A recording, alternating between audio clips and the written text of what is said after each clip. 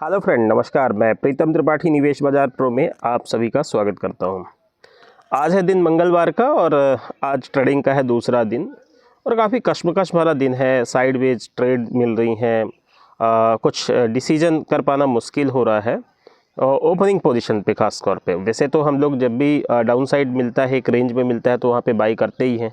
ऊपर में भी जहाँ पे लगता है कि अभी यहाँ से सेलिंग की रेंज बन सकती है तो वो सेलिंग भी करते हैं। लेकिन ओपन में जो है वो थोड़ा सा कशमकश होता है। कई बार ऐसे दिन होते हैं जहाँ पे आपको ओपन में ही बाय और सेल के सिग्नल मिल जाते हैं और ये एक ऐसे रेंज में खड़ा है ना जहाँ से मतलब हमें वेट करना पड़ेगा। या तो ऊपर निकले तो हम वहाँ से शॉर्ट बनाएं, या तो नीचे आए तो वहाँ पे हम लोग बाई करें। तो निफ्टी में क्या रेंज हो सकती है? निफ्टी में देखिए एक रेंज निकल के आ रही है आपका 24,540 के आसपास। मतलब ये एक ऐसी रेंज है जहाँ पे लगता है कि ये रेंज में बाई करना जो है वो थोड़ा सा कंफर्टेबल हो सकता है। वैसे तो रेंज जो है 24,400 के आसपास, 24,400 से 24,500 की है, लेकिन मुझे एक बार बाई जो है 24,540 के आसपास भी लग रहा है। और जिसके टारगेट जो है वो 24,630 और 24,760 के। ठीक।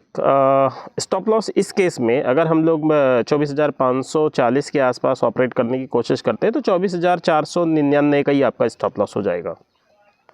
और अगर एकदम सेफ रेंज की बात करें कि 24,450 के जितना नज़दीक हम लोग लेके चलते हैं तो वो केस में 24,250 के आसपास स्टॉप लॉस हो जाएगा। टारगेट जो है वो 24,700 तक के रहेंगे।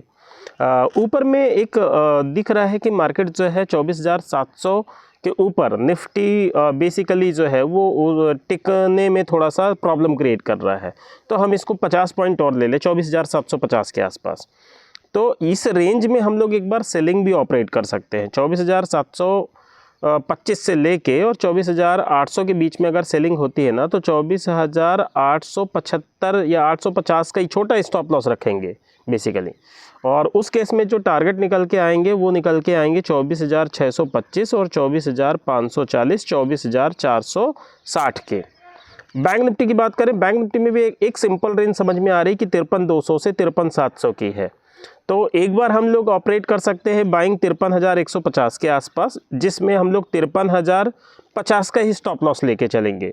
मतलब ये थोड़ा सा एग्रेसिव ट्रेडिंग की बात है और उनके लिए जो जिनको टेक्निकल अच्छे से आता है और जिनको ये है कि भाई हमें कुछ नहीं समझ में आता, एक बार बाई करना है ना, तो उनके लिए रेंज जो निकल के आएगी वो 52,700 के आसपास निकल के आ रही है कि 52,700 पे आप लोग बाय का एक बार प्लान कर सकते हैं आपकी स्टडी के हिसाब से, और 52,600 का जो है वो स्टॉप लॉस रख सकते हैं। टारगेट उस केस में 53,500 तक के होंगे। और जो 53,150 के आसपास का हम लोग एक टेक्निकल लेवल पे ट्राई करना चाह रहे हैं 53,150 से 200 का, उसके जो टारगेट निकल के आ रहे हो 53,500, 53,675, 53,750 तक के आ रहे हैं। सेलिंग के लिए कहना चाहूँगा कि यहाँ पे 53,760 जो मैंने बोला कि यहाँ पे मार्केट जाके थोड़ा सा रुकने की कोशिश कर रहा है, तो 53,750 से लेके और 53,850 ये एक सेलिंग रेंज हो सकती है। वैसे तो स्टॉप लॉस 54,000 का निकल के आ रहा है, लेकिन जो छोटा लेना चाहें तो वो एक ट्राई कर सकते हैं 53,950 का स्टॉप लॉस का। और टारगेट जो है लेके चल सकते हैं 53,500, 53,300, 53,100 के। तो इस तरीके से आपके निफ्टी और बैंक निफ्टी के ट्रेड जो है वो कवर हो गए।